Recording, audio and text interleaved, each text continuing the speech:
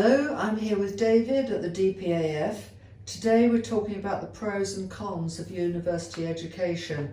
I know you've got some strong views on this, David, and what are they? Well, I think that the university's sort of structure and the encouragement for so many of our young people to go to university needs to be challenged. I've been saying this for a lot of years. There are pros to going to university, but there are also cons, and it's just that we don't emphasise the cons enough, specifically related to debt, student debt, and the benefits of a university education, which I think are debatable in a lot of cases. And I suppose the reason for doing this podcast is to get some of these ideas out on the table and to make young people aware that there are other alternatives to go to university, and they need to do a proper cost-benefit analysis before they decide to go. I mean, A-level students particularly are encouraged to go to university these days. What do you think are the attractions to young people in the first place of going to university beyond the academic study? Well, I do think there's a bit of a follow the crowd element to it, and I think it's what's expected of me is an element of it, and I think there's still this notion that you're some sort of great achiever if you do get into university, and I think we've forced that on so many people that they think they're these great achievers, but they're not actually great achievers because they haven't really done that much to get into university because we're constantly lowering the standards of admission. So I think that needs to be reviewed. Obviously you're mixing with dynamic people, ambitious people that want to do well, people that have done well academically in the past, but it all needs to lead to a successful career. And I don't think we're really looking at people that have left university 5, 10, 15 years ago and asking them, how, in hindsight, was university the right decision for you? How well have you done since you left? They're the kind of metrics we need to start looking at, rather than just saying, university is a great thing, let's all everyone go. Do you think some young people are also attracted by something as very basic as actually just leaving home and the attraction for perhaps living with their friends? That seems to be a draw. There's a draw there. I think young people are independent these days. I mean, young people have cars more so than they did in previous generations, and you've got mobile phones and you've got internet access. So I do think there's an element of independence for young people that was not there 20, 30 years ago. This is a physical independence. I think that it's attractive, it is. But I think independence is about financial independence as well as physical independence. So, I think you can do other things. I did a gap year, lived in Australia for a year, which is a great thing. And I've lived in America for a lot of years. So there are other things that you can do to achieve independence. University is not the only one. You've spoken before about student debt. Do you think undergraduates are warned and have the whole debt process explained sufficiently to them that they might end up their university career with about £30,000 of debt? Yeah, no, I don't think it's explained properly at all. I think it's easy loans, it's interest-free loans, and it's sort of seen as something as you're going to earn all this money back, no problem. And but you've got to also include the cost of being out of the workplace for 3 years or 4 years. I mean, if you're going to be earning 20, 30,000 through those years, that's an extra 90,000 on top of your 20 or 30,000. So you're kind of starting at least 100,000 behind, in my view. And obviously you've got cost of living through that time as well. So it's expensive. And the question we need to ask is, are you getting the benefit?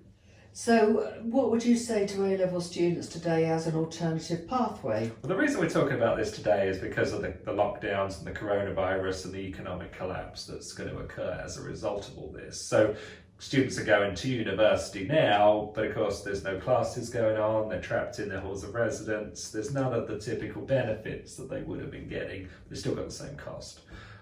Plus, when they leave university, are they going to be going into a great job, when there's no jobs available? So that's why we're talking about this, because we want to point out that these perceived benefits are up for debate now, but the genuine costs are still in place in my view, and probably even higher now.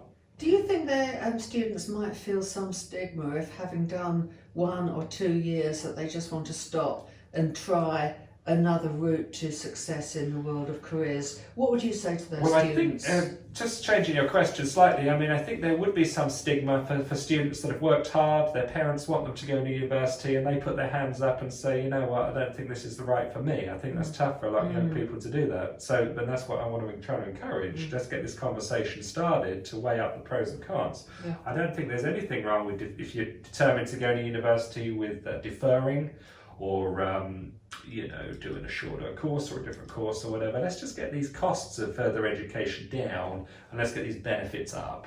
That's what the message I want to get across.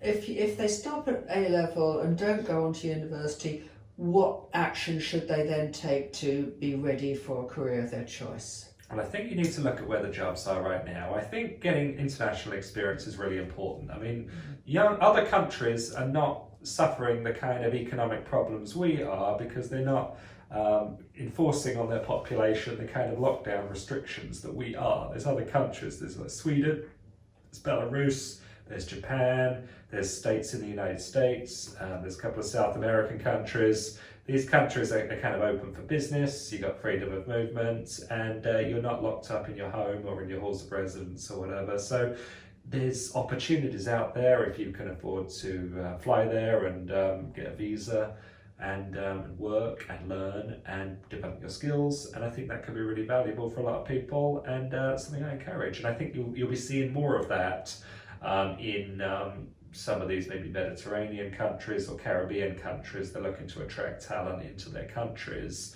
because talent is sitting on the sidelines in countries like ours.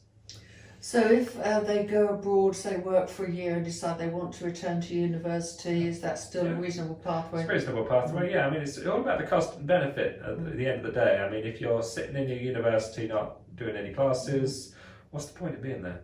Why don't we go and do something else for now, and then we'll see how things pan out? I mean, no one can really predict the sort of future right now because things are so uncertain. You can't make good decisions about the future if you haven't got good information. So you want to be looking at things that you can do now, that are productive, that are helpful to your long-term career prospects, and rather than just think, hey, I'm just sort of stuck in this paralysis, there are other options out there for you.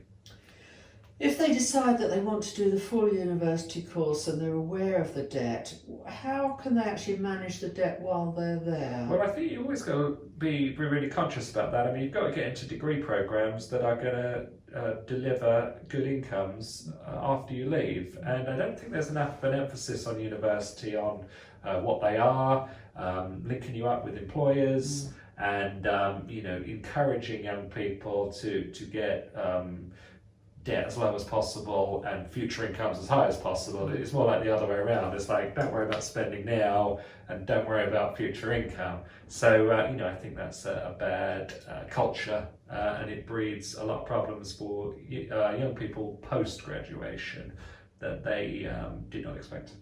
So summing up, what are the things they should really take on board before considering signing up for a university course? My message is to really be put a kind of a university course application or decision on hold right now and reassess. You could always defer it a year or two. I think earning right now is really valuable.